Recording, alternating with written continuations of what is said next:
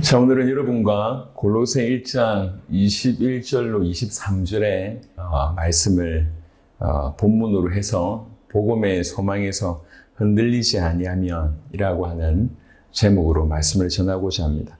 먼저 골로새 1장을 좀 보시면 그 어떤 데보다 이 그리스도를 높이고 우주적인 그리스도의 설명을 쭉 합니다. 내용이 많기에 15절부터 보면 그는 보이지 아니하는 하나님의 형상이시오 모든 피조물보다 먼저 나시니, 사실 요 후의 구절은 굉장히 좀 어려운 구절입니다. 그래서 어떤 분들은 너무 수준 낮게 해석해서 봐라, 예수님도 피조물이 아니냐 이렇게 되어 있는데 그렇지 않습니다. 그러니까 삼위일체의 어떤 아주 이 수준 높은 경륜 중에 아들은 아버지에게 나시고 또 성령은 아버지와 아들을 통해서 보내심을 받았다라고 하는 것으로 우리가 이해하고 있습니다. 그러니까 피조물의 개념이 전혀 아님을 그 다음 구절을 통해 또 바로 알 수 있습니다. 만물이 그에게 창조되되, 그리스도는 하나님의 형상이시고 모든 피조물보다 먼저 존재하시는 분이시고 나신이시고, 만물이 그에게 창조되되 창조주가 되시며 하늘과 땅에서 보이는 것들과 보이지 않는 것들과 혹은 왕권들이나 주권들이나 통치자들이나 권세들이나, 만물이라고 표현할 때 이 모든 것을 포함합니다. 그냥 눈에 보이는 어떤 유기체, 무기체 이 정도를 넘어서서요. 모든 것을, 그러니까 통치자들, 권세들, 주권들, 보이는 것, 보이지 아니한 그 모든 만물이 다 그로 말미암다고 얘기했고, 사실 저는 더 좀 충격되고 은혜되는 구절이 그 다음입니다. 그를 위하여 창조되었고 그로 말미암았고 그를 위하여 창조되었다. 그러니까 만물의 근원이 그로 말미암았고 만물의 목적이 그를 위하여 창조되었다고 얘기합니다. 또한 그가 만물보다 먼저 계시고 만물이 그 안에 함께 섰느니라. 만물이 그 안에 함께 서 있습니다. 그러니까 만물을 붙들고 계신 분이 바로 그리스도 그분이시다라고 얘기합니다. 그러면서 그는 몸인 교회의 머리시다. 구원받은 우리가 교회라고 얘기할 때 우리의 머리가 그분이라는 거죠. 그가 근본이시오 죽은 자들 가운데서 먼저 나신 이시니, 죽은 자들 가운데 먼저 나셨다는 얘기는 죽은 자들 가운데 이제 이후의 날 우리의 이제 첫 열매 아니면 우리의 어떤 소명, 우리의 어떤 모범, 그 모든 것들을 포함합니다. 그러니까 사실 이 구절이 우리로 하여금 죽음 너머를 정말 기쁨으로 맞이할 수 있는, 그것을 소망할 수 있는 근거가 되는 그런 구절 중에 하나가 아닌가 생각합니다. 왜 이렇게 하시냐? 이는 친히 만물의 어뜸이 되려 하시며. 여러분, 이 정도로 조금만 구체적으로 읽으면 깊은 묵상이 아니다 할지라도 그리스도가 어떤 분이신지를 이해하게 될 겁니다. 예수가 그리스도라고 하는 말이 얼마나 위대한 말인지 사실 이 짧은 구절을 정독만 해도 그리스도가 얼마나 높은 분이신지를 알게 될 겁니다. 그러면서 아버지께서는 모든 충만으로 예수 안에 거하게 하시고 그의 십자가의 피로 화평을 이루사 만물 곧 땅에 있는 것이나 하늘에 있는 것들이 그로 말미암아 자기와 화목하게 되기를 기뻐하십니다. 그러니까 하나님을 떠난 모든 인류, 특별히 그 인류의 조상인 아담이 만물의 대리 통치자였기 때문에 그로 말미암아 땅도 저주를 받았다고 창세기에 나와 있습니다. 그래서 지금 사실은 그리스도께서 이 땅에 오셔서 당신의 일을 하시기까지는 우리와 만물은 어떻게 보면 하나님과의 원수, 적대적인 그런 관계입니다. 깨어진 관계이죠. 그 관계를 회복하시는 유일한 길로 자기 아들을 통해서, 그래서 자기 아들의 그 십자가의 피로 말미암아 화평을 이루셨는데, 그가 그 일을 이루셨는데 아버지께서 그가 이렇게 하신 것들을 기뻐하셨다고 얘기합니다. 그래서 우리가 그와 화목하게 된 것입니다. 자, 보세요. 21절에 전에 악한 행실로 멀리 떠나 마음으로 원수가 되었던 너희를, 우리가 그런 존재였는데 이제는 그의 육체의 죽음으로 말미암아 화목하게 하셨다고 얘기합니다. 아까 그리스도가 어떤 분인지를 설명을 드렸습니다. 짧게라도. 그 놀라우신 그리스도가 우리를 위해서 피 흘리셨다고 얘기하고 우리를 위해서 육체의 죽임을 당하셨다고 얘기합니다. 그가 우리를 위해서 죽임을 당하셨습니다. 여러분이 굉장히 짧은 구절이잖아요. 그가 육체의 죽음을 당하심으로 말미암아 우리를 하나님과 화목하게 하셨습니다. 그의 십자가의 피로, 그의 죽음으로 말미암아. 예. 우리가 그럴 자격이 되겠습니까? 사실은 우리는 자격이 안 됩니다. 그래서 이걸 은혜라고 얘기합니다. 일방적인 은혜로 우리같이 사실은 뭔가 내세울 수 있는 것도 없을 뿐만 아니라 존재할 가치도 없는 그런 수준인데 하나님께서 아들을 보내시고 아들은 우리를 위해서 육체의 죽임을 당하시면서 우리를 건져내시되 아버지 하나님과 화목하게 길을 여셨다는 거예요. 말을 달리하면 그 놀라우신 위대하고 만물이라도 우주라도 다 담을 수 없는 그 그리스도가 우리를 위해서 죽으실 만큼 우리의 구원의 길을 여셨다고 하면 그건 모자라지 않을 겁니다. 너무나 완벽할 것입니다. 그래서 그의 죽음으로 우리에게 주어진 구원은 너무나 완벽하고 너무나 엄청납니다. 지금 우리가 측량할 수 없을 정도. 그래서 이제는 그의 육체의 죽음으로 말미암아 화목하게 하사, 여기서 끝나지 않고 화목하게 하사 너희를 거룩하고 흠없고 책망할 것이 없는 자로 그 앞에 세우고자 하셨으니, 우리 주님이 어떤 마음이냐면 우리로 하나님과 화목하게 할 뿐만 아니라 우리로 거룩한 자로, 흠없는 자로, 책망할 것이 없는 자로 그 앞에 세우기를 원하신다는 거예요. 예. 우리 주님의 우리 인생에 대한 소망, 우리 인생에 대한 계획은 이렇습니다. 어떻게 그러면 이럴 수 있냐? 우리는 그럴 수 있는 능력이 없는데 어떻게 이럴 수 있냐라고 얘기할 때 설명하시기를 23절 만일 너희가 믿음에 거하고 하나님을 믿고 예수님이 그리스도이심을 믿고 그가 우리 주이심을 믿고 그가 하나님의 아들이심을 믿고 성령께서 우리로 하여금 그것을 믿게 하시는 바로 그런 일을 하신다고 믿고 그리고 그로 말미암아 우리가 받은 구원을 믿고 구원 이후에 일어날 성경에 약속하신 그 약속의 모든 말씀을 믿는 그 믿음에 거하고 그 다음에 터 위에 굳게 서서, 여러분 터는 다른 터가 아닙니다. 올바른 터는 그리스도 예수이십니다. 예, 그리스도 예수의 복음의 터 위에 굳게 서서 너희 들은 바 복음의 소망에서 흔들리지 아니하면 그리하리라. 그리하리라는 무슨 말입니까? 거룩하고 흠없고 책망할 것이 없는 자, 하나님과 화목하게 되어서 거룩하고 흠없고 책망할 것이 없는 자. 아니 나는 틀렸어. 내 주제에 무슨, 여러분 이런 생각하지 마시고요. 완벽하게 우리를 구원하신 주님의 계획이 그렇다니까요.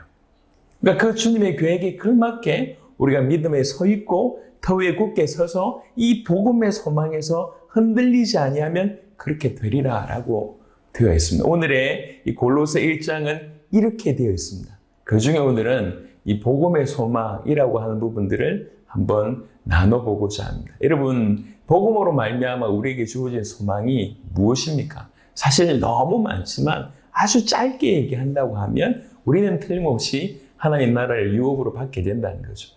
그곳에서 영생을 얻는 자로, 영생을 얻어서 하나님 나라의 유업을 받게 되고, 그뿐만 아니라 그와 같은 구절이기도 하지만 완벽하게, 지금 아직 구원이 우리에게 100% 이루어진 게 아니지 않습니까? 이 완전하고 영원하고 궁극적인 구원은 우리 주님 이 땅에 오시는 날 우리에게 이루어집니다. 우리가 그와 같은 몸으로 변화되어서 이 완벽한 구원을 획득하게, 이미 획득된 것들이 완벽하게 성취되는 일들이 사실은 그날에 있게 됩니다.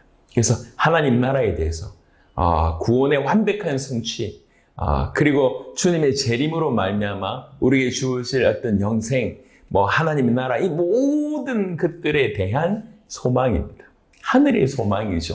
이게 복음으로 말미암아 주어진 소망이라고 볼 수가 있습니다. 여러분, 이 소망을 가져야 돼요. 이 소망을 가지고 이 소망에서 흔들리지 아니하면 우리 개개인이 그렇게 세우실 뿐만 아니라 우리를 통해서 계획하신 수많은 일들이 하나씩 이루어질 거라고 생각합니다. 근데 가끔씩은 우리가 눈으로 보는 부분으로 볼 때는 충분히 흔들릴 수 있다라고 보여집니다. 복음의 소망에서 흔들리지 아니하면 그리하리라라고 한 이 말은 충분히 복음의 소망을 흔든다는 것입니다. 여러분, 사단은 지금도 존재하고 있습니다. 그리고 진정한 소망에서 우리를 점점 이제 멀리 떨어뜨리려고 하는 작업들이 숱하게 있습니다. 이 부분을 그냥 성경에 나와 있는 이야기라고 생각하지 마시고 우리 실제로 여러분 받아보시면 많은 생각들을 좀 하게 될 것입니다. 제가 오늘 이 말씀에 이 본문을 잡은 이유는 이 라이베리아 지금 사역을 하면서 하나님께서 주신 은혜들 좀 생각하게 하는 것들이 참 많았기 때문에 그렇습니다. 우리가 복음을 가지고 있으면서 이 복음에 대한 그리고 복음으로 주어진 소망을 어느 정도 굳게 붙잡고 있는가? 왜 이런 얘기를 하게 됐냐면요. 라이베리아를 조금 많이 알지 않지만 여기 와서 라이베리아 사람들을 만나고 또 사역을 하면서 일어나는 반응을 좀 보고 이들의 역사에 대해서 조금 듣고 조금 살펴보니 참 슬픔 많은 민족이구나. 슬픔 많은 나라구나 이렇게 표현하는 게 좋을 것 같습니다. 16개 종족, 15개 주로 구성되어 있습니다. 근데 이 라이베리아가 굉장히 좀 특별한 나라인데요. 1847년에 세워진 아프리카의 첫 공화국입니다. 이름이. 라이베리아라고 하는 이름도 리버티라고 하는 단어 아시지 않습니까? 자유라고 하는 곳에서 따온 자유의 나라가 라이베리아입니다. 원래 아브라함 링컨이 이제 노예 해방을 선언하기 전부터 일단 이제 이 노예제에 대해서 조금 생각을 한, 소위 말해서 인권 운동을 하는 사람들 사이에서 어떤 일들이 좀 붐이 일어나기 시작했습니다. 그리고 실제로 노예 때문에 문제가 많이 생기기 시작하면서 그때 당시에 제안했던 게 뭐냐면 저 노예를 자기의 대륙으로 보내자, 이런 운동이 많이 일어났어요. 사실 이제 해방을 시켜줘야 되는데 그 이전에 그냥 아프리카 사람들 아프리카로 보내는 게 낫지 않냐, 이런 게 그때 어떤 뭐하고 좀 많이 맞아떨어졌던 것 같습니다. 그래서 미국 식민협회라고 하는 협회를 만들어서 적지 않은 사람들을 이제 아프리카로 돌려보내는데 원래 잡혀온 나라로 보내야 되잖아요. 근데 그렇지 않고 이제 정치적으로 좀 풀어야 되니까 아프리카 땅에서도 보시면 알겠지만 정말 이 라이베리아는 거의 지도로 보면 거의 녹색입니다. 그만큼 산림이 많아요. 아프리카 전체 중에도 몇십 프로 차지할 만큼 아주 이렇게 산림이 많은 곳이 요 땅입니다. 그래서 이 땅에 있는 부족민들하고 어떤 정치적인 어떤 부분들을 조금 제휴하면서 이제 이 아프리카 사람들을 보내기 시작했는데, 그래서 아프리카 사람들이 노예로 있다가 해방받은 그 사람들이 몰려오기 시작했습니다. 그래서 세워진 나라가 라이베리아입니다. 1847년에 세워졌는데요. 근데 그때 당시에 2.5%가 이렇게 노예 출신의, 그러니까 미국계 라이베리아 사람이라고 하면 원주민이 16개 부족의 원주민이 97.5%였어요. 근데 이제 이 사람들이 처음에는 이제 이렇게 미국의 배경을 받아가지고 각 부족들의 자녀들 영어 가르쳐 주고 이러면서 이제 이렇게 조금 이렇게 좋은 어떤 이미지를 심다가 점점 이렇게 본색을 좀 드러내기를 시작합니다. 그래서 결국 2.5%에 해당하던 이 노예 출신의 이 사람들이 이 나라를 장악하게 되고요. 본인들이 어렵게 이렇게 해방을 받았으면 그런 걸 추구해야 될 건데 본인들이 받았던 그대로를 이제 부족들한테 하는 거예요. 그러니까 부족들을 탄압하고 또 차별 정책을 쓰고 이런 일들이 계속 일어났습니다. 그래서 거의 한 100년 정도 이 아프리카 미국계 라이베리아 사람들이 거의 주도하는 거의 일당 독재 체제로 100년 이상을 쭉 진행되어 오다가 아프리카 원주민들이 이제 이들 밑에서 교육을 받으면서 눈 뜬 사람들이 나오기 시작하고 눈을 떠보니까 이게 정상이 아닌 거죠. 그러면서 1980년대쯤에 이제 쿠데타가 일어나는데 정말 기가 막히게 장군이 쿠데타를 일으킨 게 아니고요. 하사관이 쿠데타를 일으켰어요. 그래서 그때 당시 육군 상사였는데 상사가 쿠데타를 일으킨 거예요. 근데 상사가 쿠데타를 일으켰는데도 불구하고 이게 먹혀들었던 게 그동안 90 몇 프로 이뤘던 그 원주민 배경에 있는 사람들이 이게 너무 기가 막힌 거예요. 그러니까 쿠데타 일으키니까 다 이렇게 이제 힘을 실어가지고 이제 전복을 하는 일이 벌어졌어요. 근데 이 사람이 쿠데타를 일으켰던 장본인이 그 미국계를 이렇게 정말 학살을 이렇게 하는 중에 본인의 이제 종족이 있어요. 크란족이라고 하는 종족이 있는데 크란족을 앞세우면서 미국계를 학살하면서 또 다른 부족도 한 두 부족 정도도 이렇게 동시에 학살을 하기 시작을 한 거예요. 그리고 그 이후에 정권 잡고 나서는 자기 부족 일면도로 이렇게 또 진행을 하게 됩니다. 그러니까 약간 뒤로 물러있던 미국계가 이제 또 미국의 배경을 얻고 탄압받았던 부족하고 또 이제 내전을 일으키기 시작했습니다. 그게 이제 내전인데요. 1989년부터 2003년까지 15년간 총 2차례 정도의 큰 내전을 겪게 됩니다. 그 내전으로 말미암아서 이렇게 숨진 사람들이 한 20만 명 정도 된다고 합니다. 지금 현재 제가 알기로 라이베리아 인구가 한 500만 명 정도인데요. 20만 명이 학살을 당하게 됩니다. 대단한 숫자죠. 국경 없는 의사의 한 의사가 그때 당시에 그 안에서 이렇게 다니면서 취재한 일이 벌어졌는데 그때 남겼던 글 중에 이런 글이 있습니다. 총을 들고 있는 소년들이 마약에 취해서 눈이 풀린 채로 이렇게 시체 썩어가는 그 냄새가 진동하는 거리를 온 거리를 다니면서 눈에 보이는 사람들 죽이고 약탈하고 소녀들은 강간하고 이런 일들이 비일비재했다고 합니다.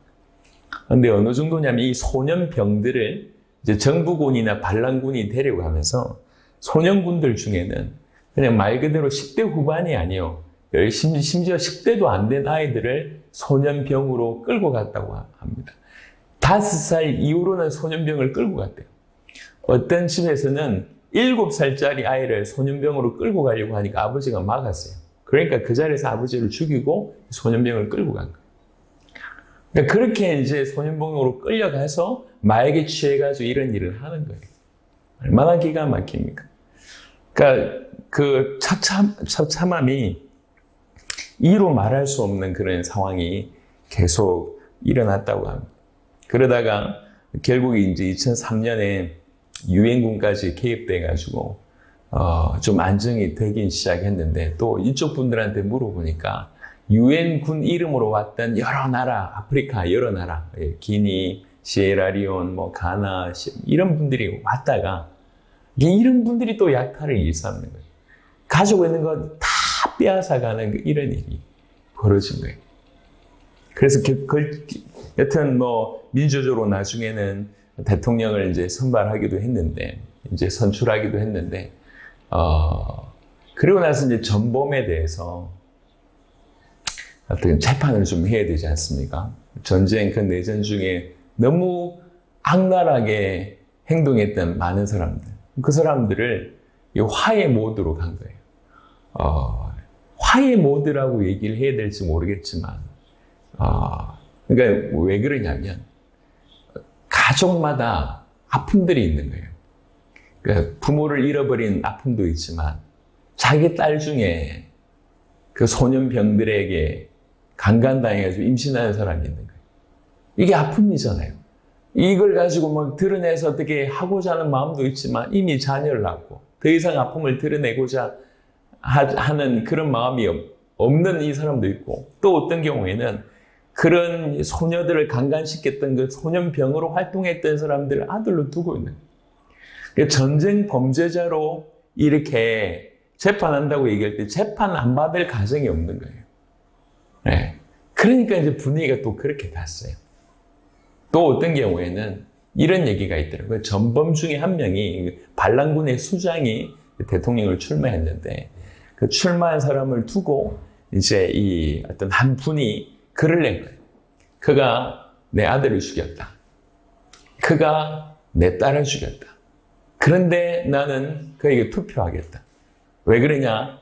그가 당선되지 않으면 그가 또 전쟁을 일으킬 거니까. 이렇게 얘기를 했습니다. 얼마나 좀 죄송합니다. 그냥 막장이잖아요. 이런 일들이 계속 이 라이베리아에 있었던 거예요. 2003년에 내전이 종식됐으니까 한 20년 지난 거예요. 완전히 폐허가 된 그 상황 속에서 이렇게 막 일어나고 있는데, 물론 여전히 사실 이제 어떻게 보면 정말 이렇게 농산품이 생산되기에 너무 좋은 환경이에요. 이게 건기우기가 확실하고 정말 아프리카에서 이런 땅을 찾아볼 수 없을 정도로 비옥합니다. 그리고 천연자원이 그렇게 많습니다. 블러드 다이아몬드라고 하는 얘기 들어보셨겠지만 사실 그게 시에라리온에서 일어난 일인데요. 시에라리온에서 그런 일이 있게끔 만든 그 이제 원인 중에 한 명이 이 라이베리아 대통령이었습니다. 하여튼 뭐 그리고 또 이 땅에서도 다이아몬드, 철광석, 뭐 고무, 천연자원들이, 그 외에 천연자원들이 굉장히 많이 납니다. 비옥한 땅이고 좋은 땅인데 지금도 아프리카의 최빈국 중에 하나가 되겠습니다. 그러니까 가정가정마다 이 칼에 비인 듯한 심장이 칼에 비인 듯한 그런 아픔들을 다 가지고 살아가고 있어요. 그게 이제 라이베리아의 땅입니다.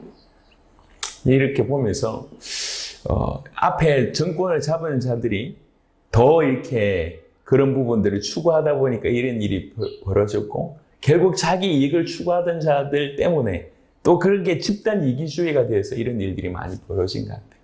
라이베리아 모습을 보면서 그런 생각이 들었습니다. 이 땅에 있는 사람들의 입장에서 과연 소망이 있는가? 과연 소망이 있는가? 여러분, 시편 73편을 제가 좀 소개시켜 드릴까 합니다. 한번 보겠습니다. 시편 73편. 사실 이스라엘의 상황이 이 라이베리아 상황과 못지않을 뿐만 아니라 훨씬 어려움을 많이 당했던 민족이지 않습니까? 시편 73편에 우리가 한 번쯤은 고민할 만한 그런 내용들을 쭉 얘기하고 있습니다. 보겠습니다. 시편 73편. 하나님이 참으로 이스라엘 중 마음이 정결한 자에게 선을 행하시나. 나는 거의 넘어질 뻔하였고 나의 걸음이 미끄러질 뻔하였으니 거의 상실할 뻔했다. 절망할 뻔했다. 미끄러질 뻔했다. 왜 그러냐?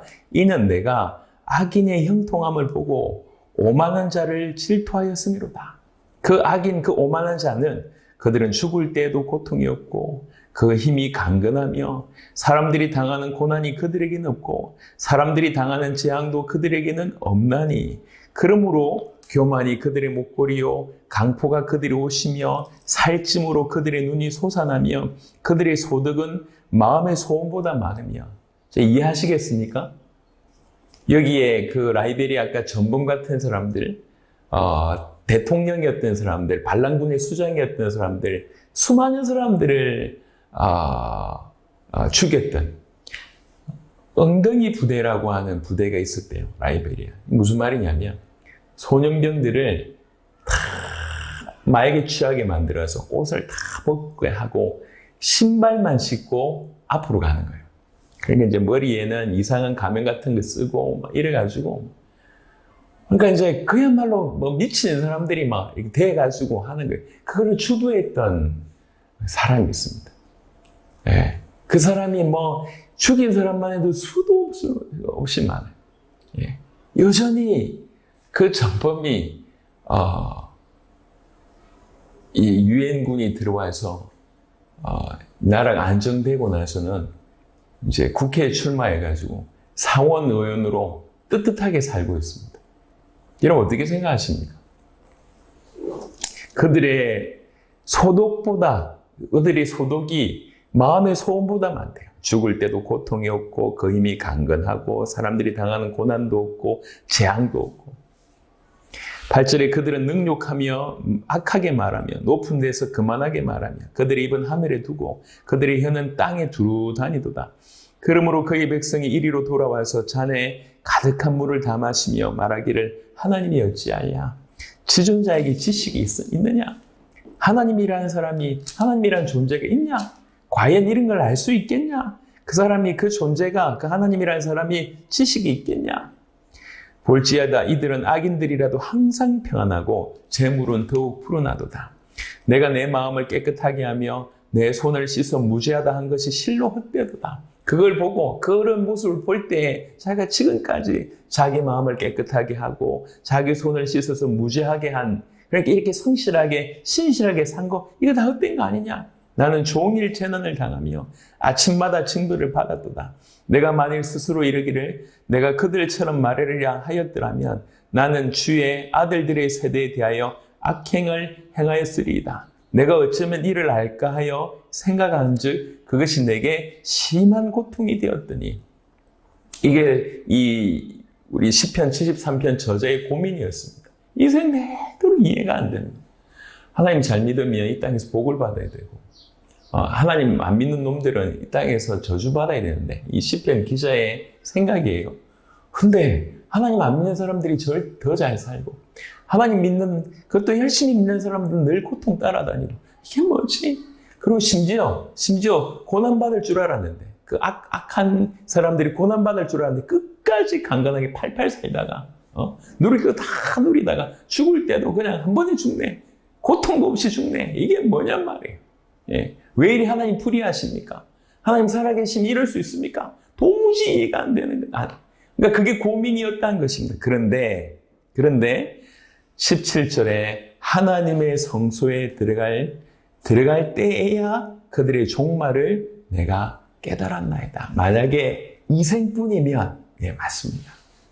이 땅이 전부라고 얘기하면, 예, 지금 시편 기자가 이렇게 고민한 것도 맞고, 하나님 불의하신 거 아니냐라고 질문할 수 있는 게 어떻게 보면 맞을 수가 있습니다. 그런데 깨닫게 된 거예요. 이 땅이 전부가 아니구나.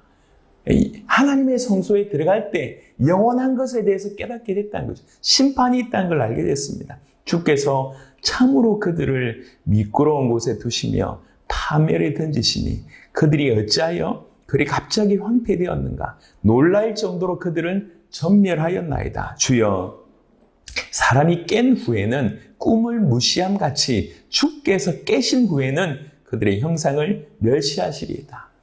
이 땅이 끝나고 난 이후에, 이 생이 끝나고 난 이후에, 그때는 사람이 꿈을 깬 것처럼 주께서 깨시고, 다른 말로 이들도 새로운 부분에 이렇게 정확하게 직면하게 되는 본인의 실상을, 사단의 자녀요 지옥의 자식이라고 하는 실상에 직면하게 되는 그런 일이 이제 벌어지는 거죠. 내 마음이 산란하며 내 양심이 찔렸나이다. 내가 이같이 우매무지함으로 주께서 주 앞에 짐승이오나. 영적인 사실, 영원한 것을 정확하게 깨닫지 못하는 이같이 주님 앞에 내가 짐승 같은 그런 우매무지한 자다. 하지만 그럼에도 불구하고, 원래 원어는 이게 들어있었습니다. 그럼에도 불구하고 내가 항상 주와 함께하니 주께서 내 오른손을 붙드셨나이다. 이렇게 되어 있습니다. 이 땅에 과연 진리가 있습니까? 이 땅에 과연 소망이 있습니까? 이렇게 열심히 살고 신실하게 산들, 전범자들 같이 자기 이익만 추구하기 위해서 사람들을 그렇게 무참하게 죽였던 저들이 여전히 떵떵거리며 사는데, 과연 진리라는 게 있냐? 정의라는 게 있냐? 소망이라고 하는 게 있냐라고 얼마든지 질문할 수 있습니다. 예. 그런데 오늘 시편 기자가 분명하게 얘기하고 있고, 시편 기자를 통해서 하나님께서 정말 우리를 깨닫게 하신 겁니다. 여러분, 이 땅의 전부가 아님을 얘기하고 있습니다. 영원한 하나님의 나라에 대해서 분명히 언급하고 있고, 구원받았다고 얘기할 때 사실은 이 모든 것들을 포함합니다. 그래서 복음이 우리에게 주는 소망은 이 땅의 소망이 아닙니다. 당연히 이 땅에서도 소망을 안 가져야 되냐? 그렇진 않죠. 하지만 궁극적인 소망은 뭐냐면 영원한 소망이라는 거죠. 영원한 하나님의 나라. 하나님이 계시다. 하나님 나라가 실제한다. 그리고 우리 주님은 틀림없이 이 땅에 다시 오실 것이다. 심판하실 것이고 각각 그 행한 대로 보상하리라고 얘기합니다. 그래서 이 땅에 있으면서 그 영원한 하나님의 나라를 소망하며 영원한 하나님의 나라를 위해서 살아간다고 하면 완전히 달라지는 거예요. 그리고 그런 삶이 이 땅에서도 얼마든지 영향을 끼칠 수 있다고 얘기를 합니다. 여러분, 그 소망, 그 복음에 대한 소망을 가지고 있으면 영원한 하나님의 나라에 대한 실제, 우리가 영원한 하나님의 나라에서 왕된 신분으로 살 것, 그분의 몸으로 우리도 그분과 같은 몸으로 변화될 것, 그리고 영원하고도 완벽하고 궁극적인 구원이 우리에게 실현되는 이런 것들을 정말로 믿고 이 땅에서 살아간다고 하면, 그 영원한 것을 위해서 이 땅에서 살아간다고 하면 우리는 당연히 거룩을 추구할 수밖에 없고, 눈에 보지 않았지만, 눈에 실제로 그분을 한 번도 뵌 적이 없지만 우리를 건져내신 그 주님을 기쁨으로 사모할 수밖에 없고, 그를 알아가고 싶고 닮아가고 싶은 그런 자로 살아갈 수밖에 없습니다. 그러면 정말 그 복음의 소망이 실제이면 그 소망이 실제로 우리 삶에서 우리를 변화시켜 나간다는 거예요.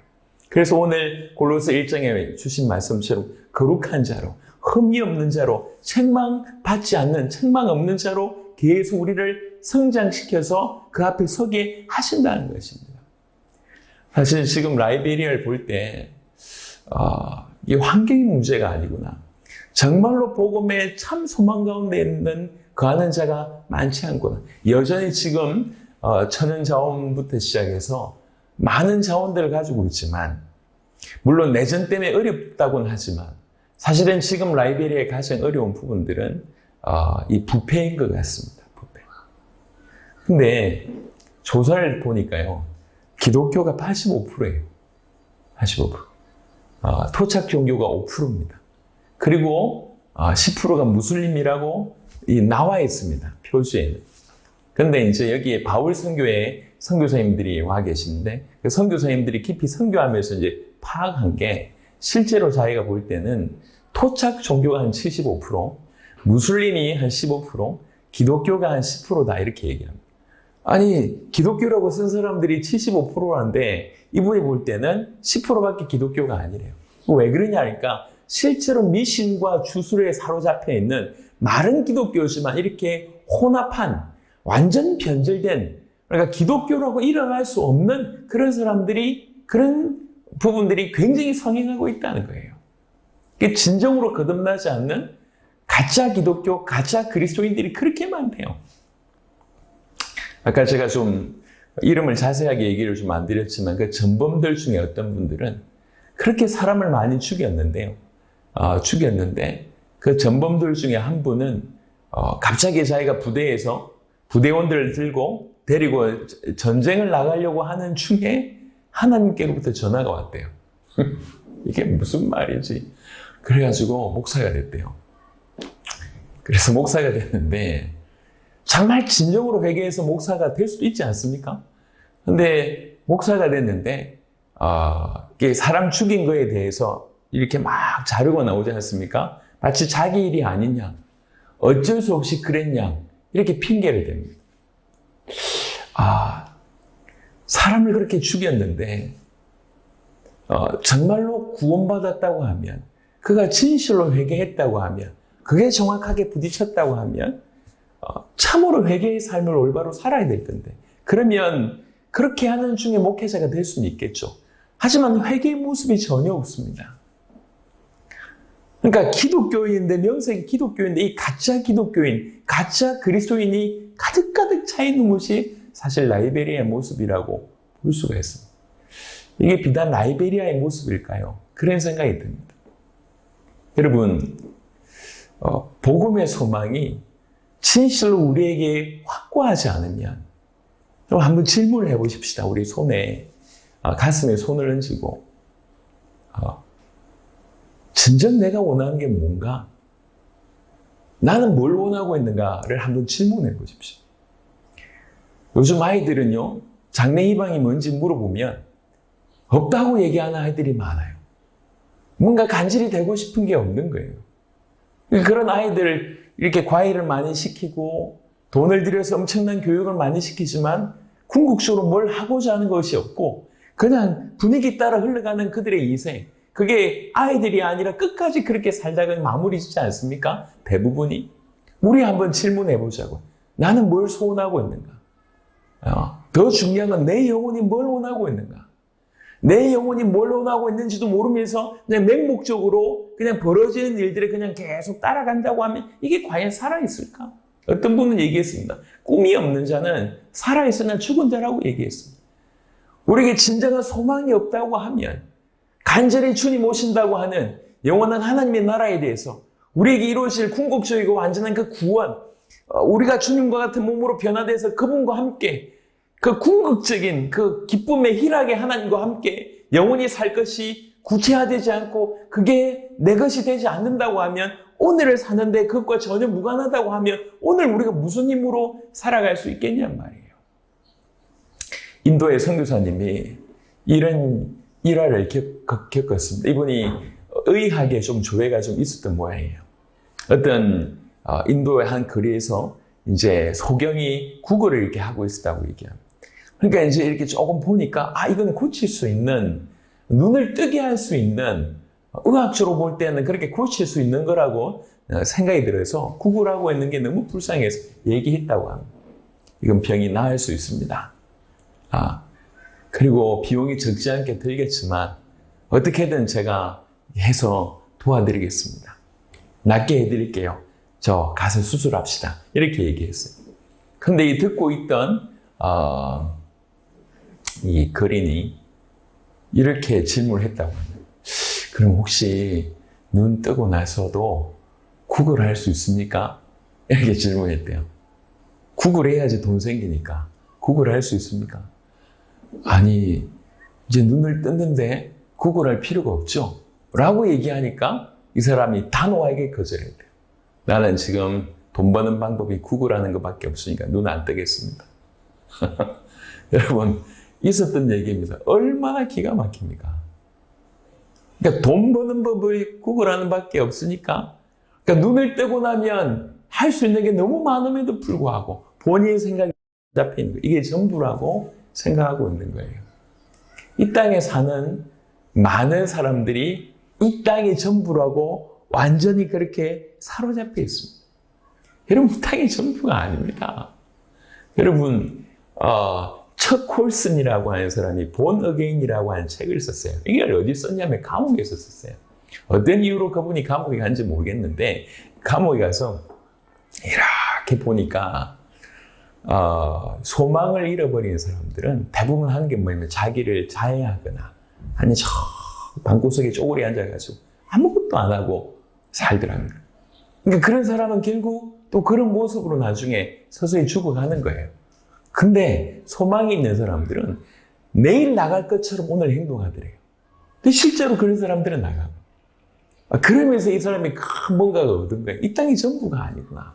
이 땅이 전부. 그래서 본 어게인, 거듭남이라, 다시 태어남이라고 하는 그 글을 쓴 거예요. 저는 일리가 있다고 생각을 합니다. 여러분, 눈에 보이지 않습니다. 하나님 눈에 보이지 않습니다. 우리 영혼 눈에 보이지 않습니다. 우리 마음 눈에 보이지 않습니다. 공기 눈에 보이지 않습니다.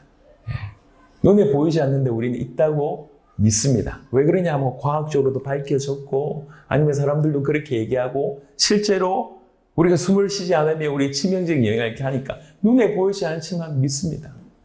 여러분, 성경에서 얘기하고 있어요. 성경에서 우리 영혼의, 우리 인생의 실존에 대해서 가장 정확하게 말하고 있는 우리를 지으신 창조주께서 우리에게 보낸 어떻게 보면 인간 사용 설명서, 이게 성경 아닙니까? 여기 얘기하고 있습니다. 영원한 하나님의 나라에 대해서 얘기하고 있고 그 영원한 하나님 나라를 위해서 살 것에 대해서 얘기하고 있고 그 복음의 소망을 가지고 있으라고 얘기합니다. 영원토록 가는 것이 믿음, 소망, 사랑이라고 얘기를 고린도전서 13장에 얘기했습니다. 여러분, 이 복음의 소망을, 이 복음이 우리에게 주는 이 소망을 굳게 붙잡아야 돼요. 참된 소망을 붙잡아야 됩니다. 여러분, 반드시 우리 하나님 나라에서 일어날 그 영생, 완전하고 궁극적인 구원의 성취는 틀림없이 우리 주님 재림하시는 날 우리에게 실제로 사실로 완벽하게 주어질 것입니다. 이것에 대한 소망을 좀 굳게 붙잡으셔야 됩니다. 이 소망을 가지고 있으면 우린 이 땅에서 그 소망을 사모하며 정말 하나님의 자녀답게 마치 내일 갈 사람처럼 오늘 하나님의 자녀답게 그 삶을 살게 되고 주님을 모습을 닮아서 거룩한 삶을 희망하며 무엇보다도 예수님을 더 알아가고 닮아가고 싶은 그 거룩한 몸으로 계속 우리를 단련시켜 나갈 것입니다. 그게 그렇게 살아가는 사람들이 1명, 2명, 3명, 4명 늘어날 때 그 사회가 능히 변화될 수 있다고 얘기합니다. 그런데 이 복음의 소망이라고 하는 것이 쉽게 주어질 수도 있지만 사실은 이 복음의 소망은 자신에 대해서 절망했을 때 어떻게 보면 이 복음의 소망은 자신에 대한 절망이 선행되어야 된다고 생각합니다. 무슨 말이냐면 내가 뭔가 할 수 있다. 내가 이 땅에서 뭔가 할 수 있다. 라고 자기를 의지하는 순간 그것 때문에 영원한 것에 대해서 우리가 많이 놓칠 수가 있습니다. 여러분 뛰어난 학자였고 대단한 사람이었던 사도 바울은 의외의 글들, 의외의 고백들을 참 많이 했습니다. 그 중에 여러분 대표적으로 아는 말씀이 나는 죄인 중에 괴수다 이런 표현을 썼어요. 복음을 한참 전하면서 남긴 말이에요. 괴수다. 그리고 나는 날마다 죽는다. 내가 이렇게 된 것은 하나님의 은혜다. 빌립보 3장에는 뭐라고 얘기했습니까? 내가 그리스도를 알고 그리스도를 얻기 위해서 내가 가진 모든 것을 버린다. 이 정도가 아니라 배설물로 여긴다고 얘기했습니다. 똥처럼 여긴다는 거예요. 내가 가지고 있는 남들이 볼 때 가장 귀하고 가치 있다고 여겨지는 것도 자기가 배설물로 여긴다고까지 얘기했습니다. 오히려 자기는 자기의 강함보다 약함을 자랑한다고 고린도후서 12장에 언급합니다. 자꾸 자기의 약함을 드러내는 이게 분명히 상관관계가 있는 것 같습니다.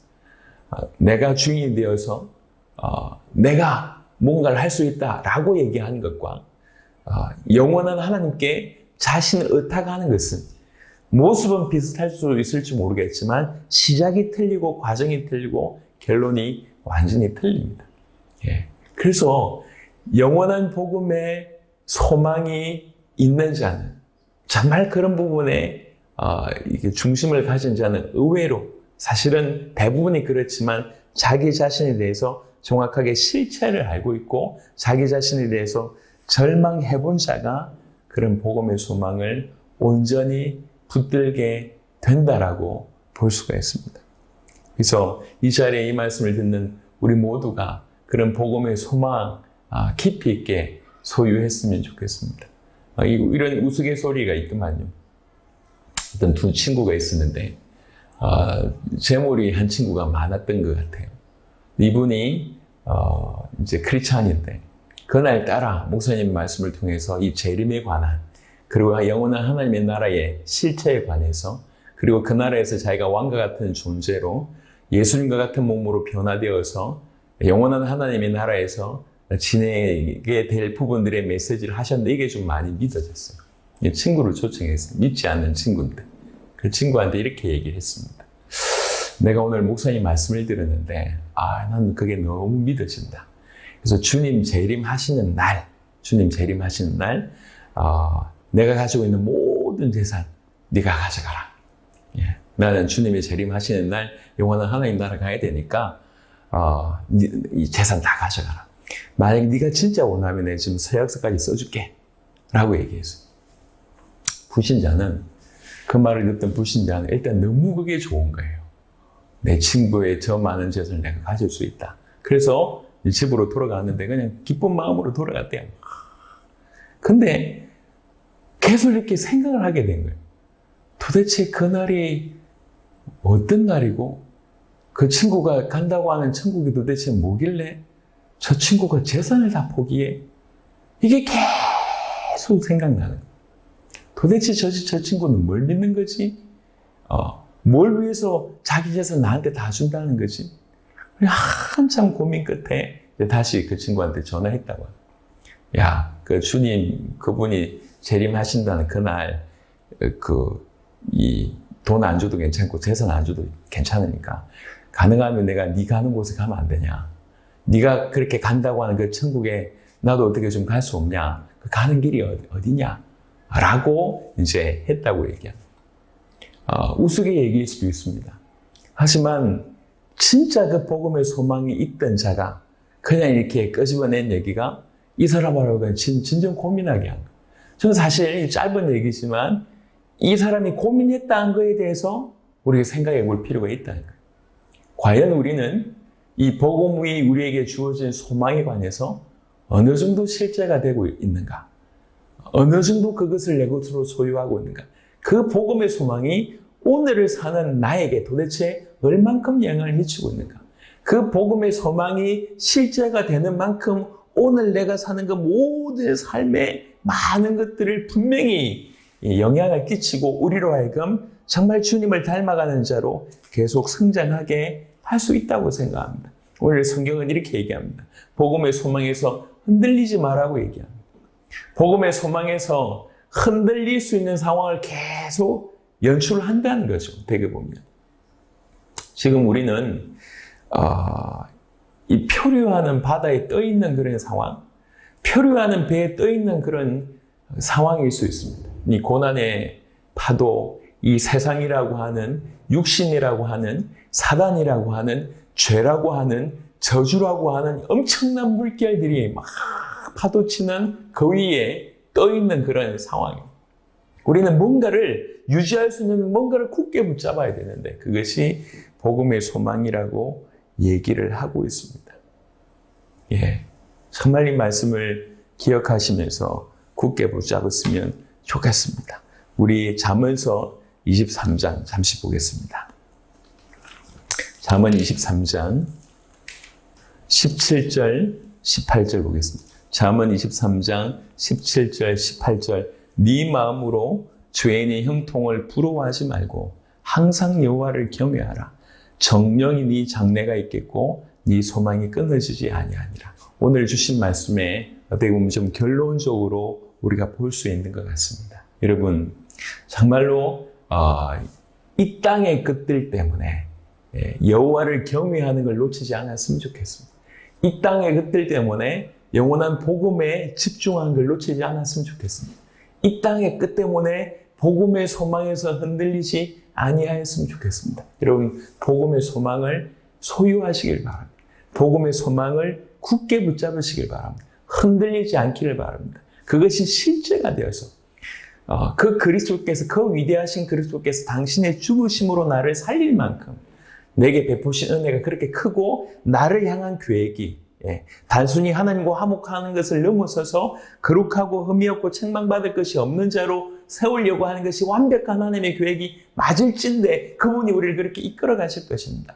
그 이끌림에 우리가 순종하는 태도는 뭐냐면 믿음에 거하고 이 터 위에 굳게 서서 그리고 이 복음의 소망에서 흔들리지 아니하면 그렇게 된다는 것입니다. 천국 여러분 것입니다.